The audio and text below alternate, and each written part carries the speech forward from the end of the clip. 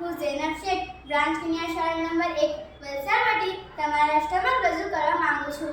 સમસ્યા: પ્રવર્તમાન સમયમાં રોજિંદા જીવનને સુગમ બનાવવા માટે વિવિધ સુવિધાઓ ઉપલબ્ધ છે, ત્યારે જાણે કે અજાણ્યાને આપણે પર્યાવરણને નુકસાન પહોંચાડી રહ્યા છીએ.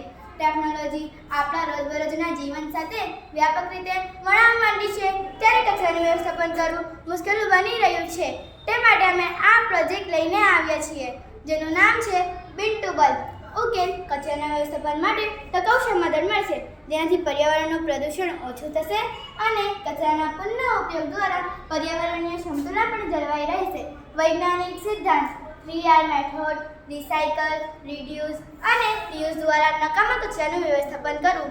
જરૂરી સાધન સામગ્રીઓ: heating panel, heating sensor, capacitor, LED bulb, resistor, air filter, battery, PCB, switch, diode અને વાયર.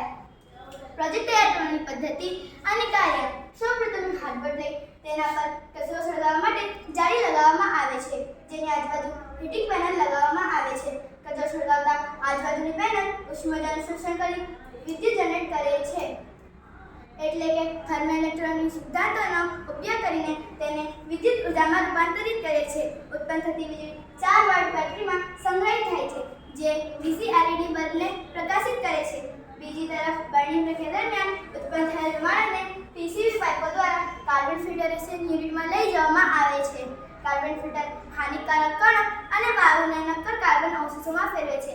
એકત્રિત કાર્બન અવશેષોમાંથી ઉચ્ચ ગુણવત્તાવાળી શાઈ બનાવવા માટે પ્રક્રિયા કરવામાં આવે છે. આ શાઈનો ઉપયોગ લેખન, છાપવા તથા કલાત્મક હેતુઓ માટે થઈ શકે છે.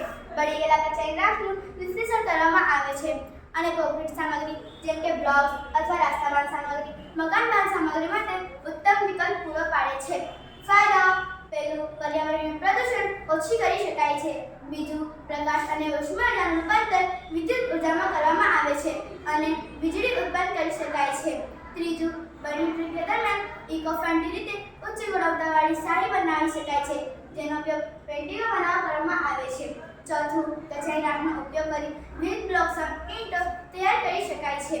પાંચમું, કચરો રિસાયકલિંગથી સ્થાનિક અર્થતંત્રને ફાયદો થાય છે, જેથી નવીન નોકરીઓ મળે છે.